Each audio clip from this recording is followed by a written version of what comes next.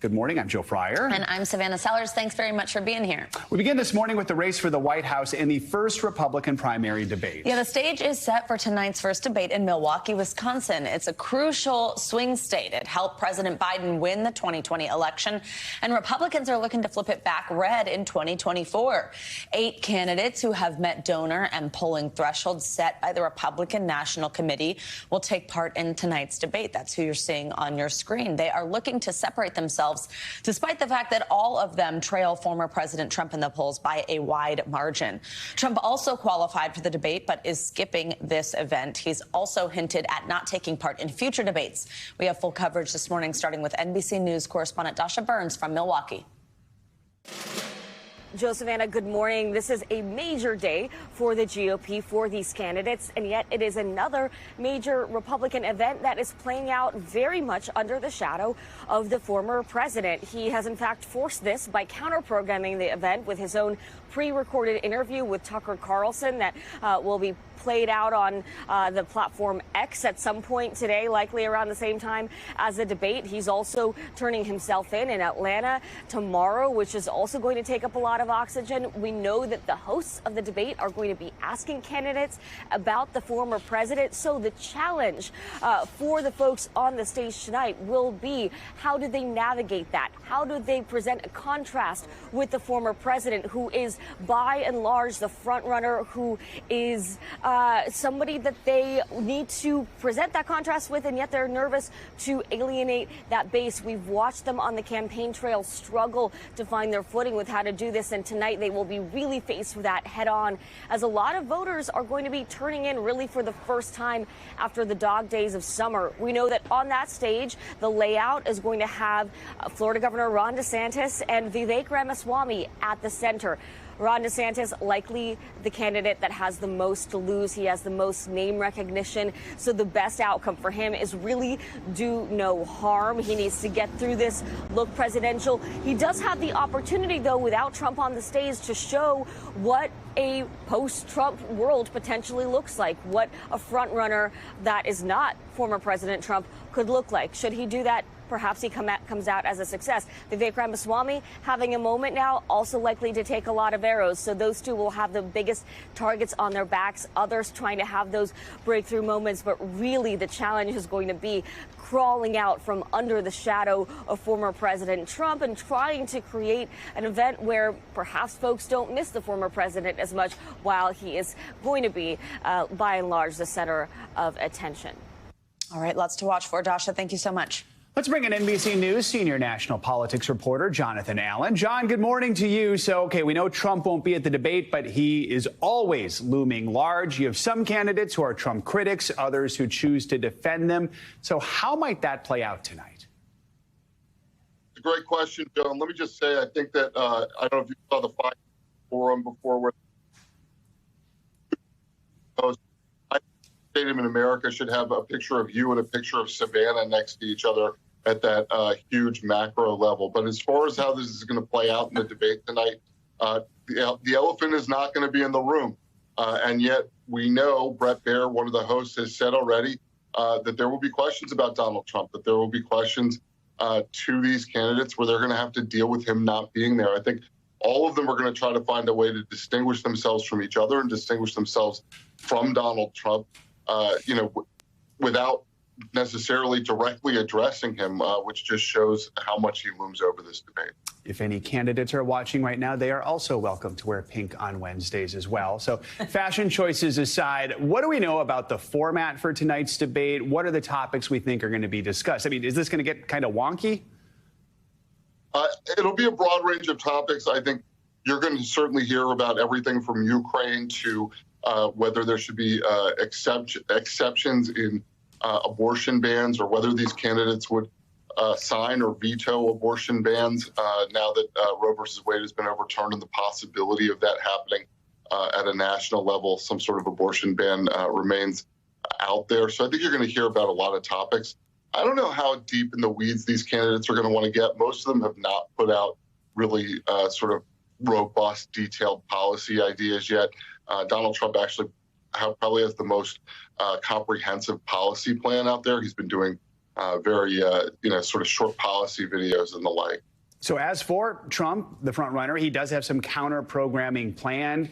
Dasha mentioned a little bit, but what can we expect, and could that draw attention from the actual debating candidates?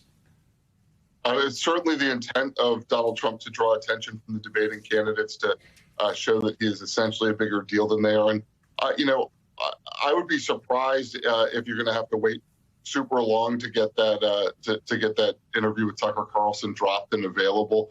I think Trump would prefer that be part of the discussion before the debate starts. So, get ready for just about anything tonight, and then of course he is turning himself in Atlanta tomorrow night. Which will probably put a bookend real quickly on this debate. All right, John, we know you'll be watching tonight. Thank you so much for joining us. And a programming reminder, we will have complete analysis of this first GOP debate as part of our Meet the Press special with moderator Chuck Todd. You can watch it tonight at 11 p.m. Eastern right here on NBC News Now. Well, now let's turn our attention to Georgia's investigation into 2020 election interference. The first few of the 19 co-defendants charged for attempting to overturn the result have surrendered at the Fulton County Jail. More are expected to follow later today, with former President Trump set to turn himself in tomorrow. Joining us now on this from Atlanta is NBC News correspondent Vaughn Hilliard. We also have NBC News legal analyst Danny Ceballos.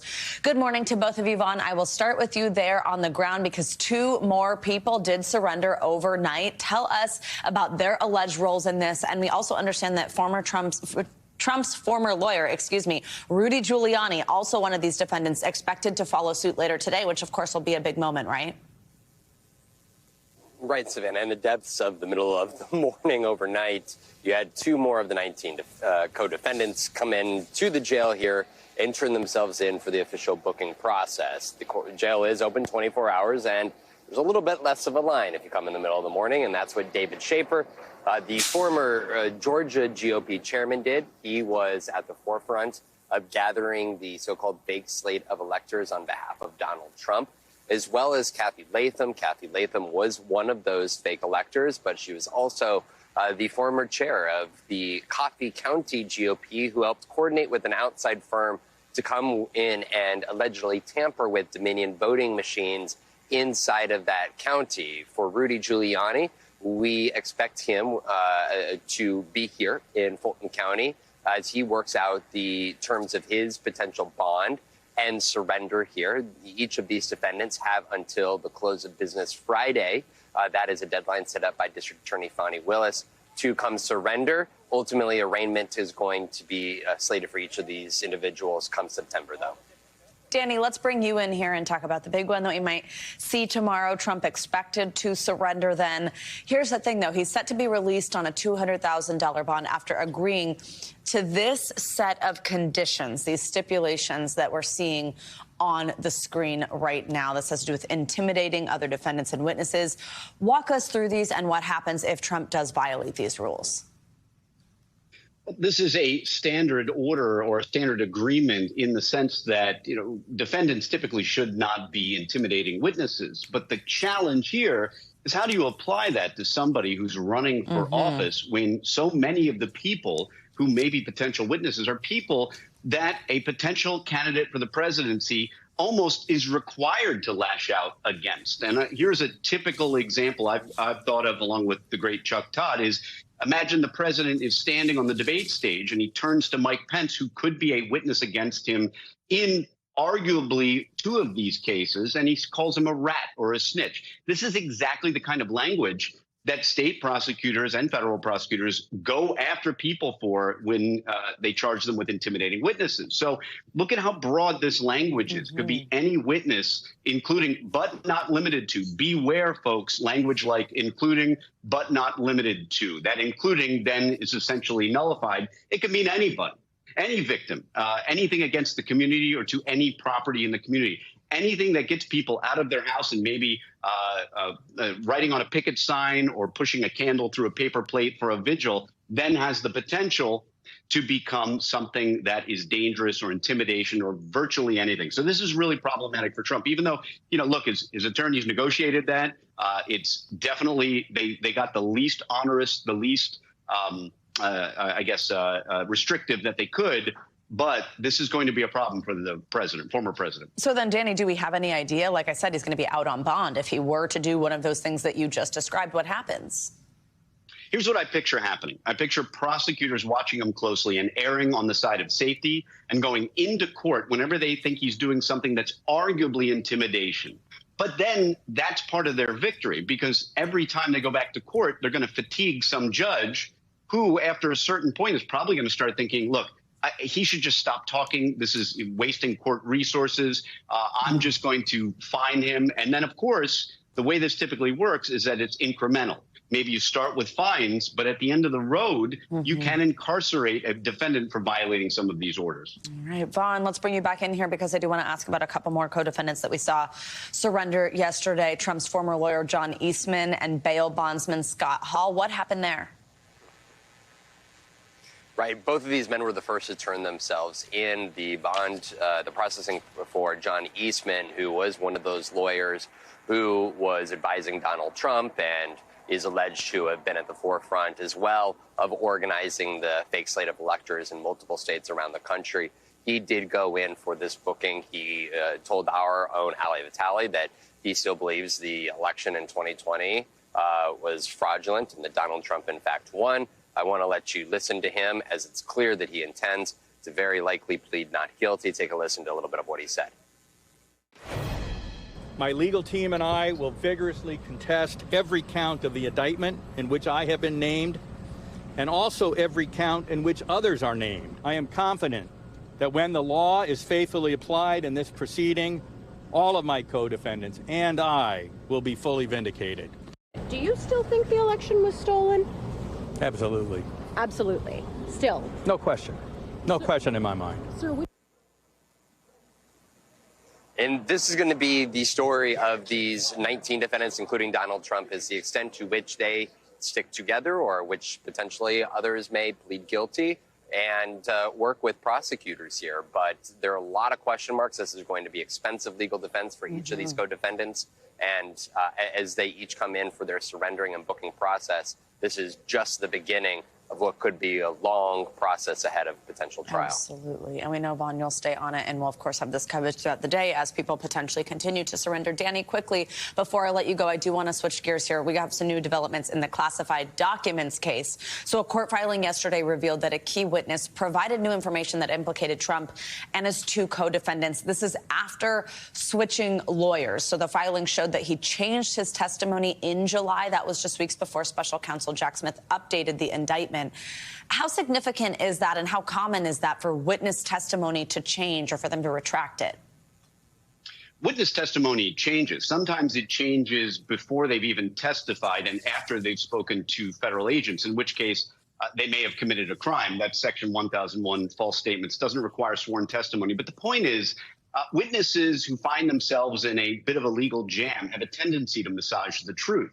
And they don't realize that by the time any federal agents are asking questions, they usually already know the answers. They're pretty much seeing whether you're going to try to lie to them.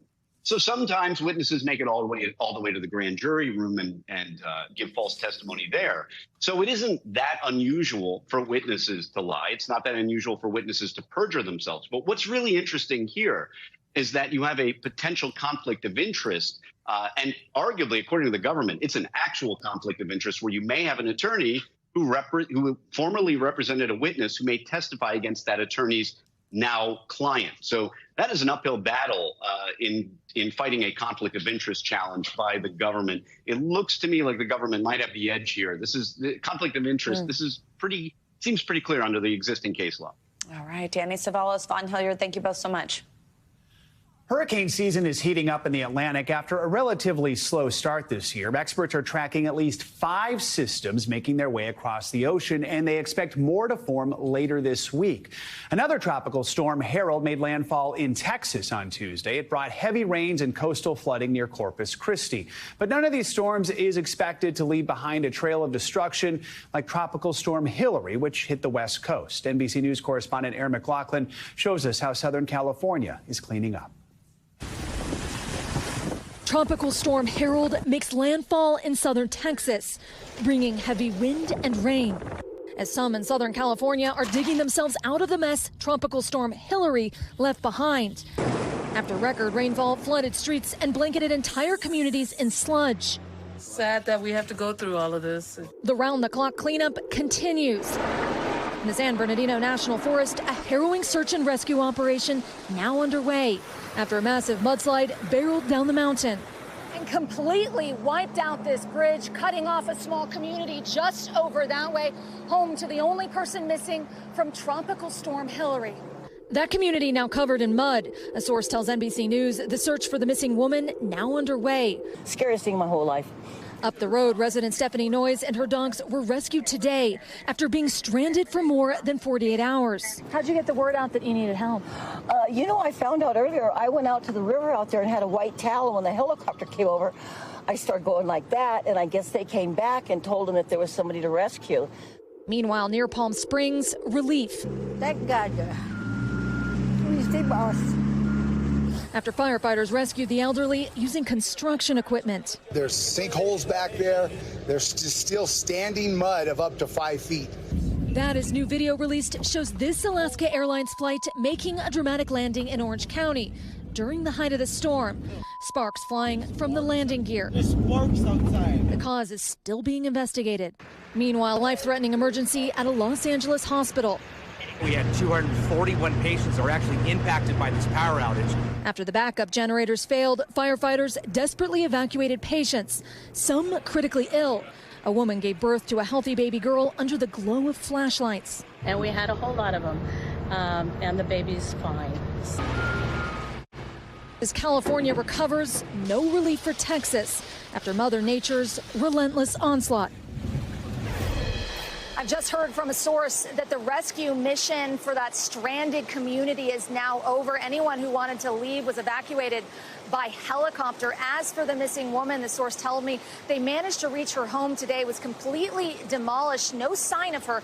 The search continues. Back to you. All right, Erin McLaughlin, thank you so much. You might need to grab your umbrella this week. Let's get a closer look at how the wet weather could impact where you live. That's right. Meteorologist Michelle Grossman is here in studio with us. Hey, Michelle, good morning. Hey there, guys. Great to see you. Yeah, we're looking at a few spots today that you might need the umbrella. The first spot being the southwest. We're looking at flood risk there. That's what's left over from Harold. So we could see some localized flooding in spots. Also, portions of the Great Lakes. We have a storm system that's moving through. That could bring the chance of severe weather. That's going to move to the northeast tomorrow. And then smack dab in the middle, we're looking at dangerous heat. This is a big story today where we're looking at temperatures soaring into the 90s, into the 100s. First, let's start with the stormy weather in the Great Lakes. Showers and storms crossing the Great Lakes today. We'll see a few storms that could produce winds up to 60 miles per hour, some localized flooding as well, some really heavy downpours, low hail threat, but could see some hail in spots and also a couple tornadoes. This will slowly move off to the east, and then we're going to see rain developing in portions of the northeast. Some really heavy storms in parts of Ohio with really high winds,